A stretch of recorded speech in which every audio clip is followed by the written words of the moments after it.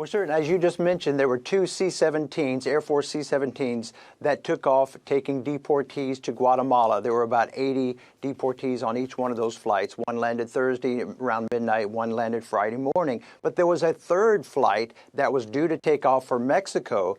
That flight did not take off. We have learned in the last hour, according to a couple of defense officials, that flight that was going to be bound for Mexico, that Mexico denied access to that flight. So when a country has deportees that it's sending to another country, both countries have to agree to that, and Mexico has not agreed to that. This will certainly frustrate the Trump administration. It will frustrate Donald Trump, no doubt, and that is no doubt, I'm sure, what Mexico intends.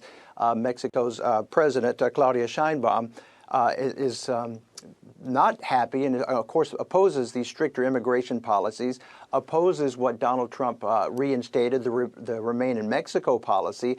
And, of course, tensions between the two countries have been on the rise even before Donald Trump took office, when there was the threat of 25% across-the-board tariffs for any imports coming into the U.S. from Mexico. So tensions rising there. Also on the ground, about 1,500 additional troops have been sent now to the southern border.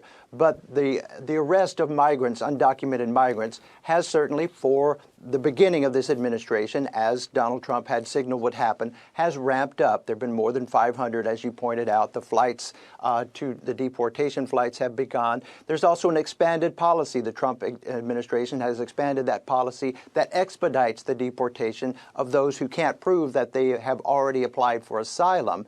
That typically has to happen within about 100 miles of the border, but this has now been expanded to across the country. And, of course, the Trump administration has now canceled a policy that did not allow ICE agents to make arrests in churches and schools. Are now allowed to do that. And there's this new bill that was passed by Congress, sent to the president for his signature, that makes the deportation of undocumented migrants easier for those who have committed nonviolent crimes. Remember, Trump has said that he was targeting violent criminals who were undocumented, but now this makes it easier for those who've just committed theft or something like that to be deported. So this is the Trump administration carrying through on what they said they were going to do, kind of this shock and awe that would continue at the first part, that would start at the first part of the administration.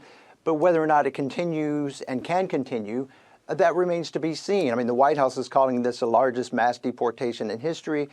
We'll have to wait and see as to how many people actually get deported, because it does cost billions of dollars to do this. And, of course, there are the logistics of this, and Congress will have to work around some of that money. So there's a lot remains to be seen. But at least on the outset, the Trump administration is following through on what it said its plans were going to be. Back to you.